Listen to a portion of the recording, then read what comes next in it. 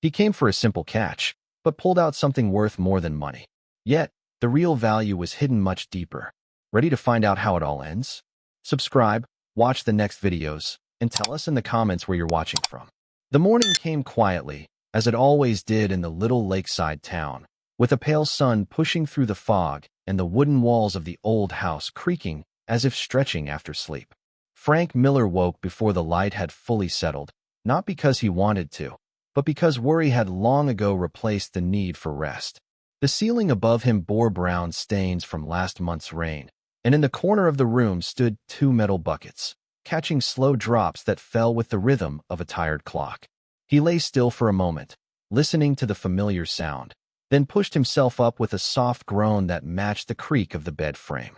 His joints ached the way they always did when the cold hadn't yet left the floors. Beside him, his wife Mary shifted under the blankets, trying to stifle a cough that never truly left her these days. Frank reached out and touched her shoulder gently, the way someone touches something fragile and priceless, afraid it might crack under the slightest weight. "You should try to sleep a little longer," he whispered. She shook her head. "You have to get going," she said, her voice but warm. "The fish won't jump into the boat on their own." Frank smiled faintly, but the smile didn't stay long. On the small kitchen table waited a stack of bills he had been pretending not to see. The top one was from the electric company, the next from the pharmacy, and beneath that lay 4 more, some folded at the corners, all stamped with red dates that had already passed. The numbers weren't large by the standards of people who lived comfortably, but to Frank they looked heavier each month, like rocks being quietly added to a pile he was forced to carry. He stopped in front of the table, staring at the total he already knew by heart. He picked up a small, worn-down calculator, tapped a few buttons, and frowned at the result, even though it hadn't changed since yesterday. He tried subtracting imagined income, adding hope, dividing worry. But the answer was always the same. Not enough. Never enough. He opened the small tin box where he kept whatever was left from selling fish. $8. He took a breath through his nose, slow and tired. That would cover just enough gasoline for the boat's motor to get him to the deeper parts of the lake and back again. If the motor didn't stall, if the wind didn't turn, if luck for once did not walk away from him. Mary appeared in the doorway, leaning slightly against the frame. "It'll be okay," she said. And though she sounded sure, her eyes betrayed uncertainty. She noticed him staring at the bills and forced a smile. "We've made it through worse." Frank wanted to believe that. He remembered times when they were younger, when the world had felt wide and full of possibility. Back when he used to say things like, "Give it time and we'll make it work," and Mary would laugh and agree without hesitation. But the years had not been generous. One by one, the possibilities had evaporated, and the plans they once had, small, simple plans, had slowly become illusions, replaced by the more pressing goal of surviving each month without losing too much ground. "You need the medicine," he said quietly. Mary looked away. "I'll be fine." "You won't," he answered not unkindly. "You need it. And you need a new motor," she replied, lifting her chin. "Doesn't mean we'll have either." He didn't argue. They both knew the rules of their life now. When something broke, they learned to endure it instead of fix it. When something was needed, they went without it. Survival, not comfort, had become the only goal that made sense. Frank packed what he needed: rope, bait, tools, a thermos of lukewarm coffee, and stepped outside into the cold air. The grass was stiff with frost, and his boots made a soft crunching sound with every step. Across the narrow dirt road stood the small auto shop that had once belonged to a family friend, now run by a man who didn't do favors. Frank approached the open garage where the man, Carl, was tightening bolts on a truck. "Morning," Frank said. Carl didn't look up. "If you're here about the part, I already told you." "I know. I just wanted to see if maybe." "No," Carl snapped. "Come back when you've got the money." Frank nodded once and stepped back. He wasn't angry, just tired. He had learned that desperation didn't move people the way it used to. Everyone had their own troubles now, and pity was a luxury hardly anyone could afford. He walked past the rusted mailbox and reached the lake road. A long, cracked stretch of asphalt with weeds breaking through its spine. A stray dog trotted along the edge, tail swinging lazily as if nothing in the world was urgent. Frank envied that, to exist without clocks, without numbers, without the grind of what comes next. The market was quiet when he arrived. A few people were already setting up their stands: fresh apples, homemade jam, secondhand clothes, jars of pickles with handwritten labels. One woman selling vegetables nodded at him. "Slow day?" he asked. "Seems like every day is slow now," she replied. "People don't buy unless the price is cut in half, and even then they ask if it's the last price." Frank unpacked a few fish from yesterday, laid them carefully on the ice he had barely been able to make the night before. He didn't need a sign. Everyone already knew what he sold and what he charged. A middle-aged buyer walked by, glanced at the fish, frowned, and said, "I'll take them all, but not for that price." "Too old." Frank swallowed the sting of pride and nodded. "Name your price." It was humiliating, but arguing wouldn't keep the lights on. The buyer paid a few dollars less than even the low rate Frank had set, and walked off smiling at his victory. Frank folded the money into his pocket, feeling the familiar ache in his chest. Not anger, just the quiet weight of being pushed below fairness again and again. The lake waited for him, gray and still beneath a sky that seemed unsure whether it wanted to rain or clear. His boat, old but reliable in its own stubborn way, rocked gently against the dock. The wood beneath it was dark with moisture and moss, and every step made the planks groan. He checked the knots on the ropes, the bait inside the cooler, the small rusted anchor. Everything in his life needed replacing, but nothing could be replaced. So he patched, repaired, tied tighter, and hoped the wind would stay kind enough to let things hold one more day. He pushed off and guided the boat out onto the water. The motor coughed, resisted, then finally came alive with a rattling sound that no longer frightened him because he knew its language. The lake looked endless from where he stood, though he knew every bend and every shadow. He had spent more than 30 years on that water, in all seasons, in every kind of weather. And yet something in it always felt like a test, like a question being asked over and over. How much longer can you keep trying? He cast the first line. Nothing. The second. Nothing again. The third brought in only a small perch that wasn't worth the cost of the bait. Still, he continued, because that was what a man like him did. He didn't expect miracles. He expected effort, exhaustion, and maybe a little luck if God hadn't forgotten him completely. By the time the sun climbed higher, the rhythm of the lake had taken over. He worked in silence, his hands moving from muscle memory, untangling a line, tying a hook, setting another cast. The sky above remained pale as if holding back something, and the wind stayed low, pressing a faint chill into the water. Then came the tug. It was small at first, a slight resistance the way driftwood sometimes caught on the net. But then the pull grew heavier enough that the rope strained in his hands. He leaned back trying to work it free, thinking perhaps he had snagged a sunken log or a piece of old metal debris. The lake was full of forgotten things: bicycles, tires, tools, and once even a safe rusted shut and empty. But then he saw something glimmering beneath the surface. Not silver, not fish scales, something denser, something solid, something shaped. The net came up slowly, bringing with it a weight far too heavy to be part of the usual catch. Frank squinted, leaning closer. A shape emerged, coated in dark mud, tangled in strands of weeds. It looked like a curled, compact figure, no bigger than a man's hand, but noticeably heavy. He reached into the net, pulled it free, and set it in the bottom of the boat. The object was cold, metallic, dirty, but beneath the grime, something shone, a faded gold tone. Not the color of brass, not the color of paint, a deeper, fuller glint. He stared at it, breath caught between suspicion and disbelief. Whatever it was not normal, not trash, not something someone had thrown away lightly. The shape felt deliberate, the weight undeniable. He had no idea yet what he was holding, only that it did not belong to the lake, and that finding it did not feel like luck, more like the beginning of something he was not prepared for. He looked at it again. Mud slid down the shape, and a sliver of gold flashed beneath the sunlight. And for the first time in many years, the world did not feel predictable. It felt like it had just taken a breath. The boat rocked gently on the quiet water as Frank stared at the object resting at his feet.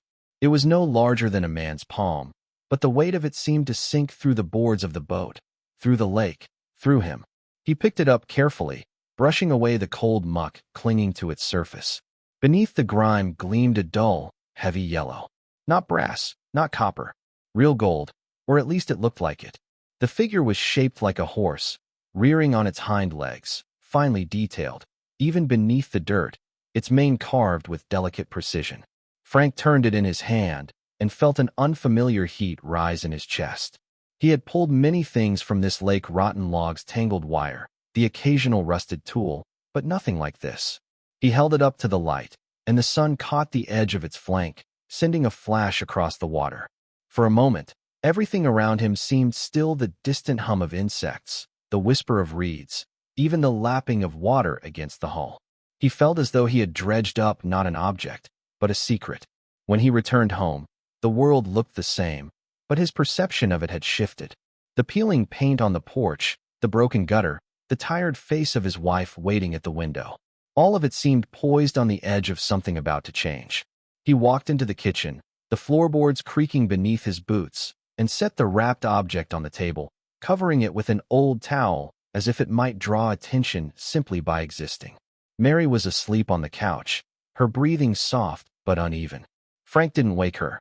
Instead, he carried the bundle into the small shed behind the house, where he kept his fishing gear, shut the door, and turned on the single bulb hanging from the ceiling.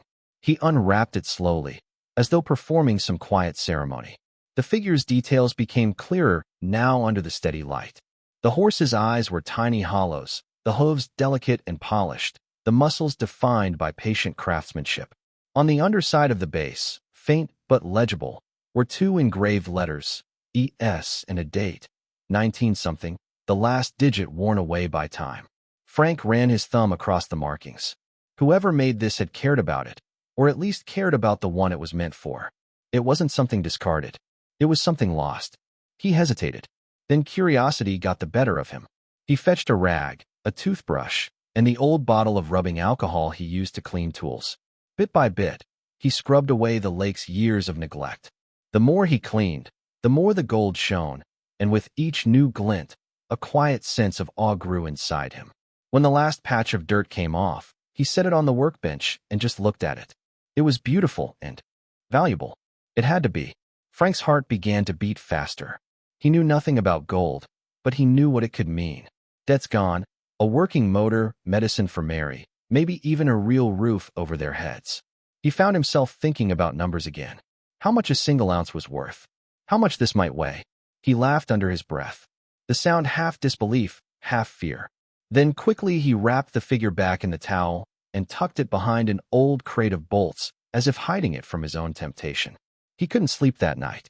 The image of the horse glowed behind his eyes, gold even in the dark. Around midnight, he gave up trying to rest and sat at the kitchen table with his phone. The internet was slow, but after several minutes, he managed to load a few pages. Gold price per ounce, he typed. The number on the screen made him blink. Then he typed again. Small gold statue value. The results were staggering. Even a small piece could fetch thousands, maybe tens of thousands if it was old or handcrafted. Frank leaned back in his chair, staring at the cracked ceiling. For the first time in years, a kind of dangerous hope crept in, the kind that whispered of relief, of comfort, of being able to breathe again. He could fix everything. The bills, the medicine, even the truck. He could make life right. He could make it fair again. He didn't notice how tight his hands had curled into fists until his knuckles began to ache. But hope brought another voice with it. The voice of caution, of memory. He remembered his father standing beside a boy who had just found a lost wallet near the general store.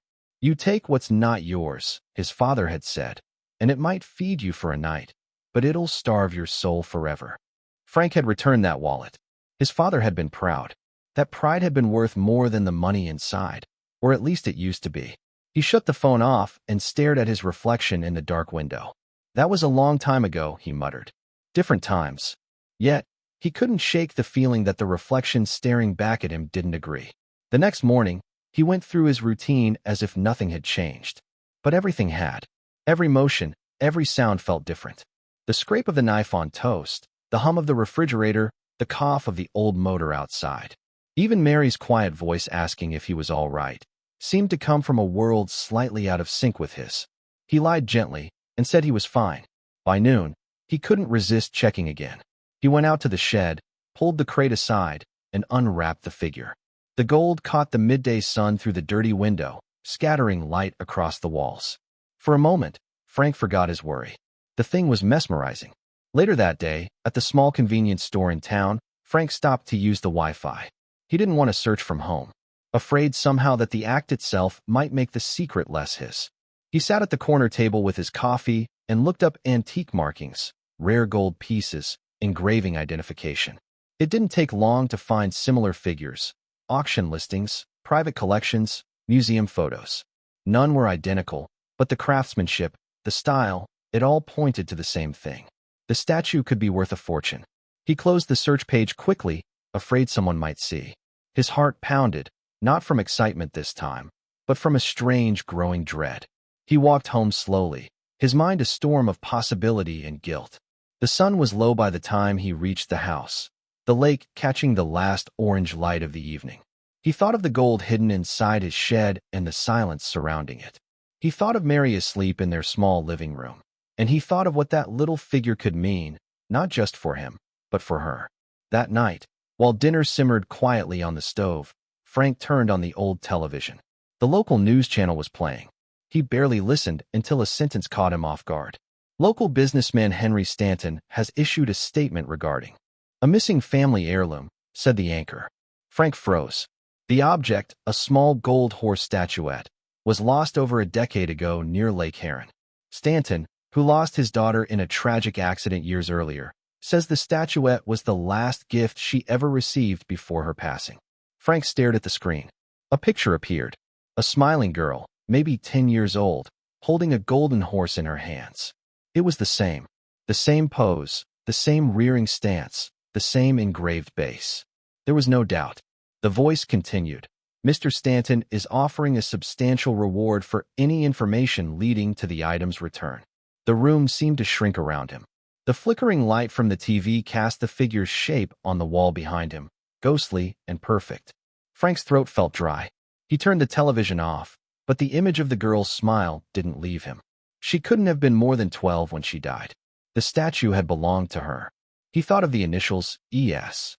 And now they had a name, a story, a face. He sat at the table for a long time, motionless. The reward could solve everything.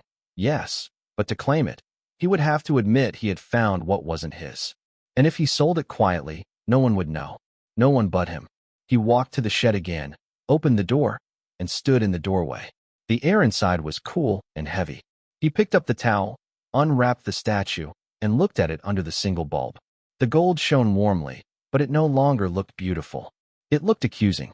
The horse's raised hooves seemed to freeze mid-leap, caught forever in the act of leaving something behind.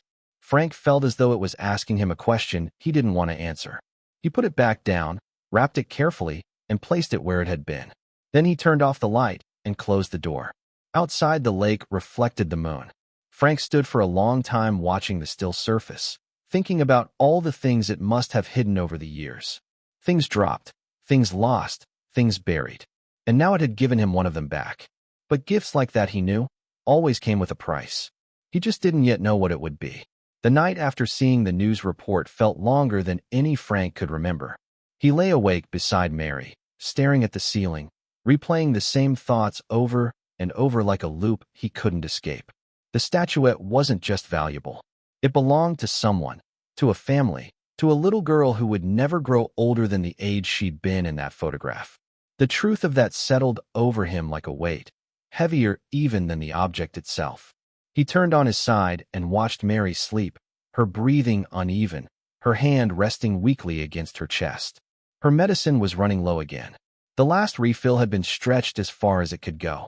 If things continued like this, she wouldn't last the winter without proper treatment. And that thought brought him back to the golden horse.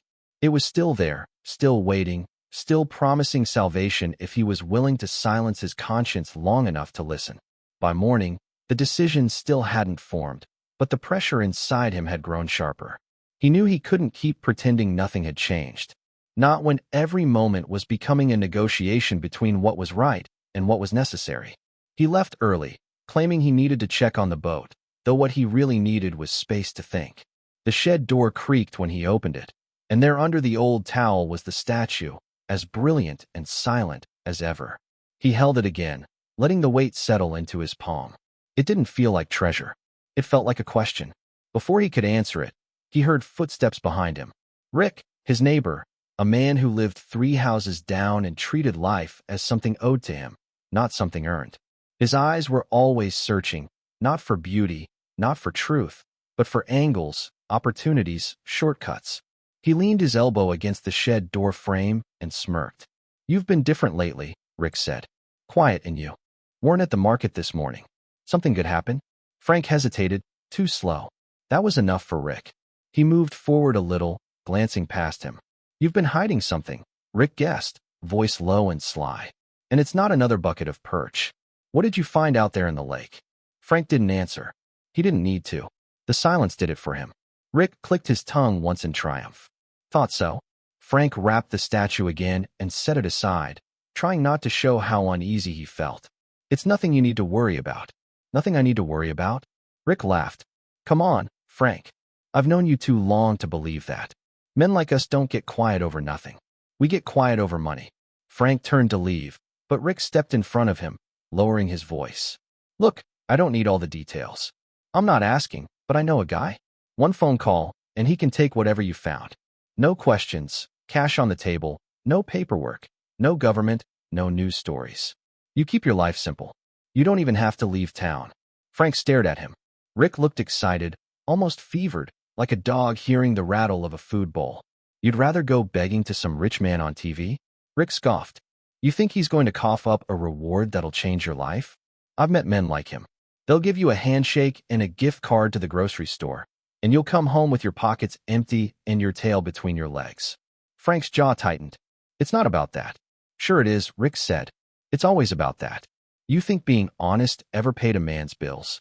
You think that little speech you're writing in your head, 'I did the right thing,' is going to keep your wife alive? Don't be stupid, Frank. Life doesn't reward the good. It rewards the bold." Frank didn't say anything, but inside something twisted because part of what Rick said was true. Not the sneering parts, not the parts soaked in bitterness, but the underlying reality. Mary needed help. The house needed repairs. The motor wouldn't survive the winter. And he at 52 years old had no backup plan, no savings, no safety net. Just that statue, that impossible, dangerous statue. Rick watched him think and mistook the silence for agreement. "Just say the word. I'll make the call." Frank didn't respond. He walked past him and out of the shed, and Rick let him go, confident the idea had already rooted itself where it mattered. That afternoon, Frank drove to town and stopped at the small jewelry store near the hardware shop. It was a place he'd walked past 1,000 times without ever needing to enter. He felt strange as he pushed open the door, like someone stepping into a world where he didn't belong. The man behind the counter was polishing a watch through a magnifying visor and looked up with mild annoyance, the way one does when interrupted by someone unlikely to spend money. "Can I help you?" the jeweler asked. "I'm just looking to get something identified," Frank said. He kept his voice calm, steady. The jeweler raised an eyebrow. "Gold, maybe." Frank unwrapped the statue just enough to show the gleam of metal. The jeweler's expression changed. Not shocked, just alert interest. He took the piece with both hands and examined it slowly, turning it beneath the work light. "This is old," the jeweler murmured. "Handmade. Late 19th century, I'd guess. And yes, it's real gold. Solid. No plating." Frank's stomach tightened. "If you're looking to sell," the jeweler continued, "I can take it off your hands. I'd have to run a few more tests, of course, but I'm sure we could reach a number." Frank already knew what kind of number it would be. Not the true value, but the value of desperation. He didn't bother asking. Instead, he said, "Do you know anyone who buys pieces like this without paperwork?" The jeweler didn't even blink at the implication. "Yes," he answered. "I do." He slid a paper across the counter with a name and phone number. "If you want to go that route, he'll pay cash quick. But if you choose that option, don't expect to see this horse again, no matter who it belonged to." Frank took the paper, folded it once, and slipped it into his pocket. The jeweler didn't ask questions, didn't offer judgments. In his world, morality was just another tool useful only when profitable. On the drive home, Frank pulled into an empty lot and sat with the truck idling. He took out the paper and stared at the number written on it in clean, careful ink. A single phone call could change everything. One moment of decision, one trade, money for silence, no reward from a stranger, no gratitude, no news stories, Just a private transaction and a future stabilized by something he would never have to admit he stole. But his chest felt tight. And when he imagined making the call, he also imagined Mary asking him someday, "How did we afford all this?" and himself answering with a lie that would sit in his throat like a stone. He tore the paper in half, then in half again, then into shreds so small they could never be put back together. He dropped the pieces into the trash can outside the truck stop and walked away before he could reconsider. But even after that, peace did not come. That night, after Mary had fallen asleep, Frank sat at the kitchen table again. He held the statuette in his hands, the light from the small lamp catching the gold just enough to make it glow like a quiet flame. His father's voice echoed in his thoughts, not a memory of words, but of tone, of presence, of expectation. Do the right thing even when it costs you something. Frank wasn't ready to say he knew the right thing, but he knew the wrong one, and he had just torn it into pieces in a parking lot. He took a deep breath, pulled his phone from his pocket, and opened the browser again, not to check prices, but to search a name. Henry Stanton. There was an address. There was a phone number. There was a gate in front of a house far bigger than anything he'd ever seen. He stared at the screen, and then finally quietly he nodded to himself. He wasn't ready to return the statue, but he was ready to stop pretending he hadn't already decided. He wrapped the horse in the towel again, placed it gently back into the shed, and turned off the light. When he stepped outside, the wind had shifted, and the lake was moving restlessly under the moon. A choice had been made, and now the consequences would begin. The morning Frank left for the Stanton estate was cold and gray, the kind of morning that carried the weight of unfinished things. He woke earlier than usual, not because of habit, but because sleep had never fully found him. The decision he had made in silence now demanded action, and there was no comfort left in delaying it. He moved carefully through the house, trying not to wake Mary as he dressed. She stirred once, opened her eyes halfway, and asked if he was heading to the lake. He hesitated, then answered, "Not today." It was the closest he could come to telling the truth. He kissed her forehead and left before she could ask anything else. The statuette was wrapped in an old flannel shirt and placed inside a small box which he kept on the passenger seat beside him. Even through the cardboard, he felt its presence like a heartbeat. Driving with it felt different from merely owning it. The weight was no longer just physical. It carried expectation, consequence, and the undeniable sense that the world was no longer waiting for him to decide, but watching what he would do next. The closer he came to Stanton's property, the more the landscape changed. The worn houses and dusty roads gave way to manicured lawns and stone walls, the kind of environment where money lived comfortably and quietly. The estate itself was impossible to miss. Tall wrought iron gates, a long driveway lined with oaks, and a stone house big enough to hold everything Frank owned 10 times over. He pulled up to the intercom, nerves twisting in his stomach, and pressed the button. "Yes," came a voice, calm, polite, impatient. "My name is Frank Miller," he said. His voice felt strange in the air, too small for a place like this. "I'm here about the statuette, the gold horse." There was a silence, then a short reply. "Please wait." The gates opened slowly and Frank drove in, watching the path curve through an immaculately kept property.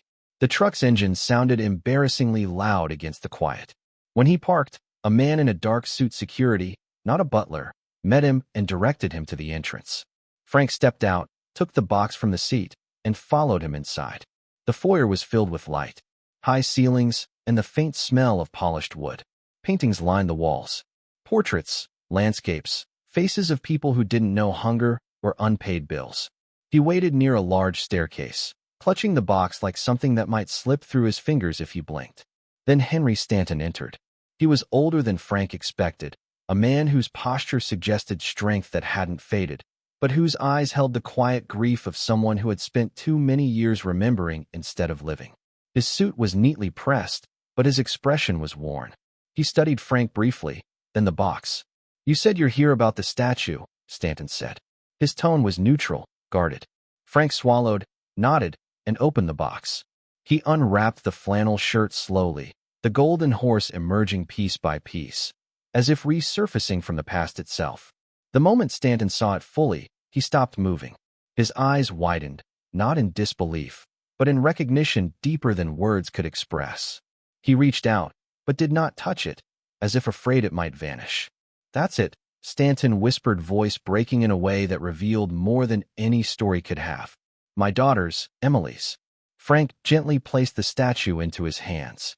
Stanton held it carefully, almost reverently, his eyes locked on the engraving that Frank had stared at so many times. "E.S. and the faded date."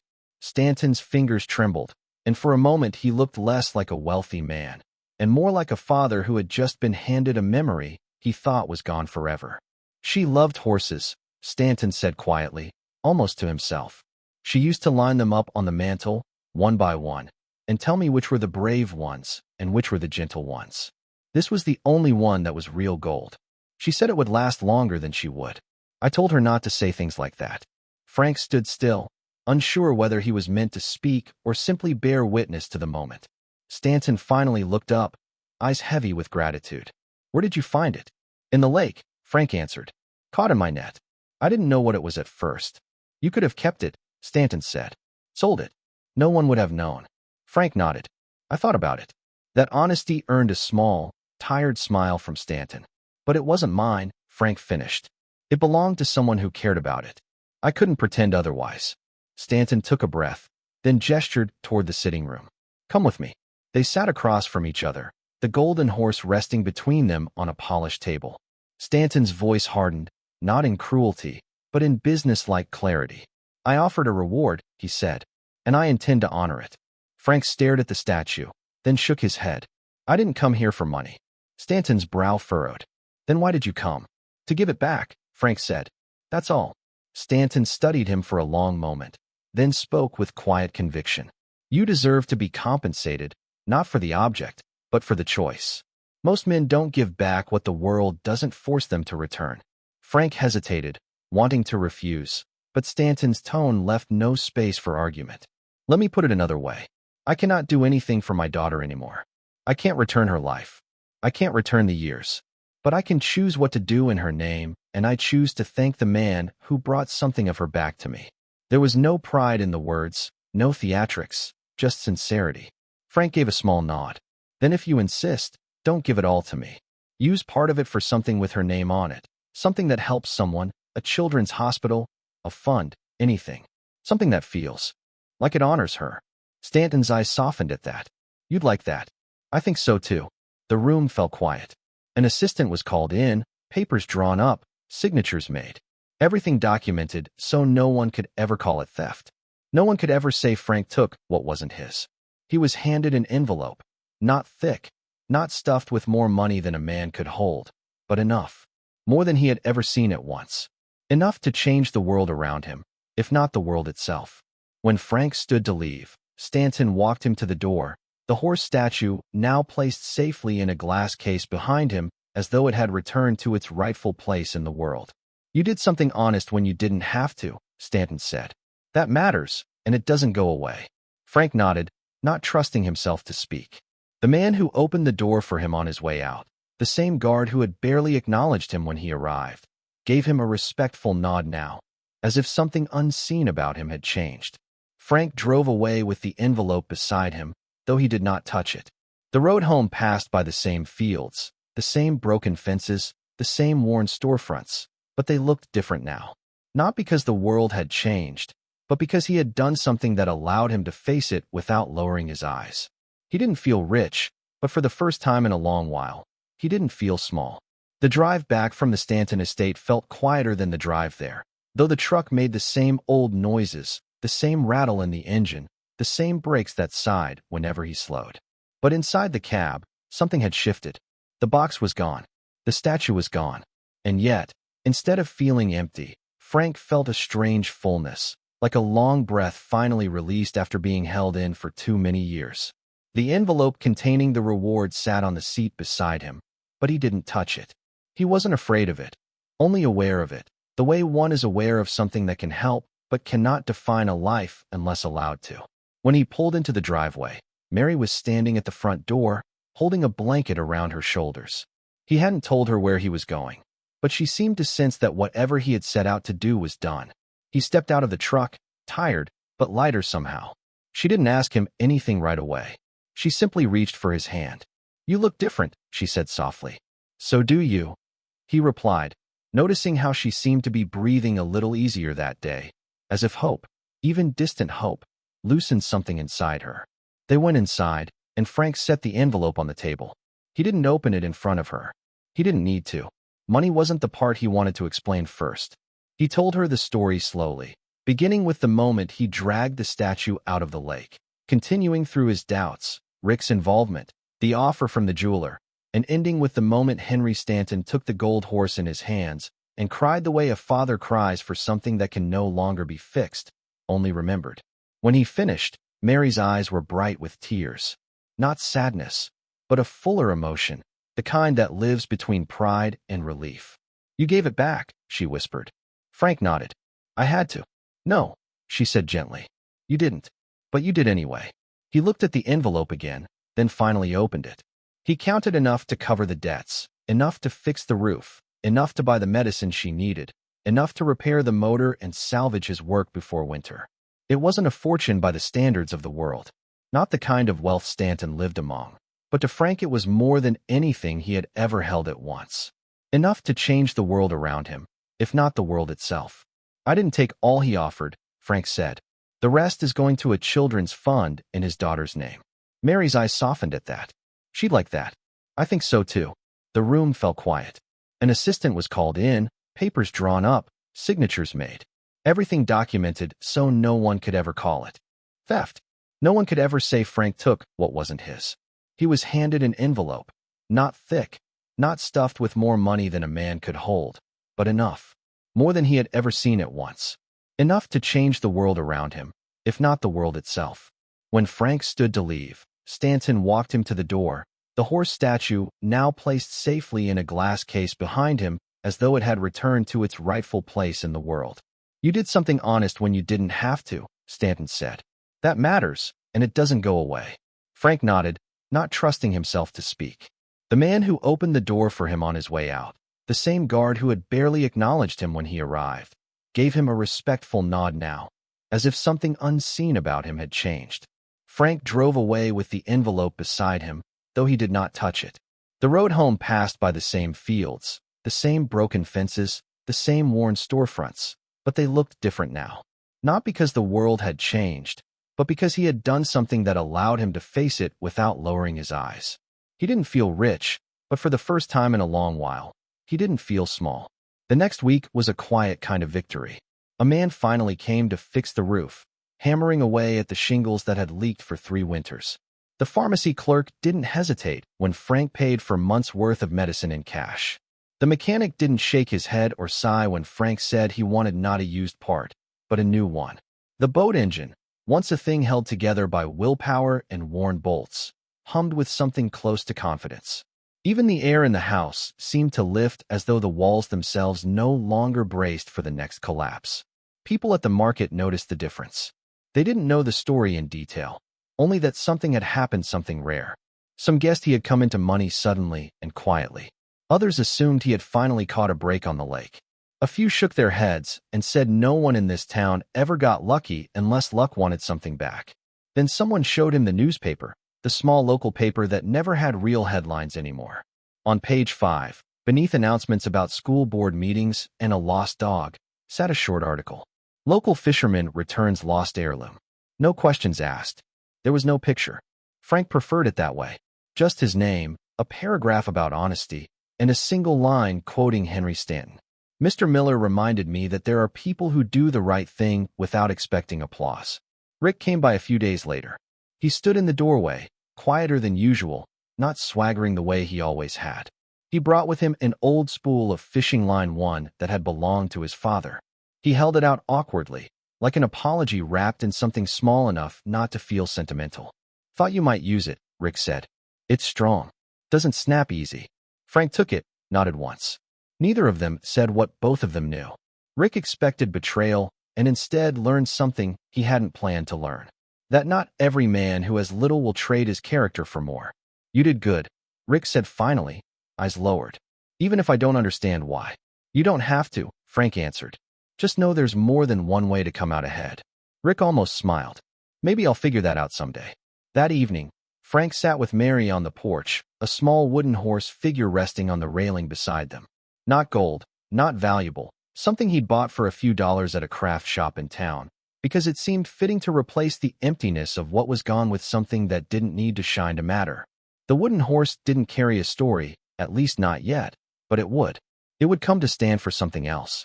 Not wealth, not loss, but the choice that sat between them. The sun dipped low over the lake, the water turning the color of copper before fading into stillness. When the wind moved across the surface, it rippled like quiet applause no one could hear but those who had earned it. The next morning, Frank went back to the lake.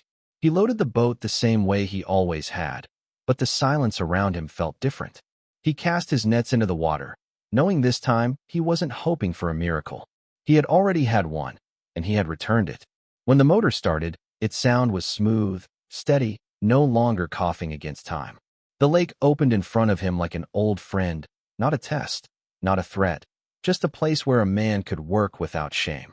He pushed off, and the boat cut through the water, leaving a widening path behind it. A path that didn't sink, didn't vanish, didn't drown itself in regret. For the first time in years, he felt no need to look back. He knew what he would see there, a man he could live with. If you enjoyed this story, make sure to subscribe so you don't miss the next one. There are more stories already waiting for you, so check them out right after this video. And if this one made you think or feel something, share it. Someone else might need it, too.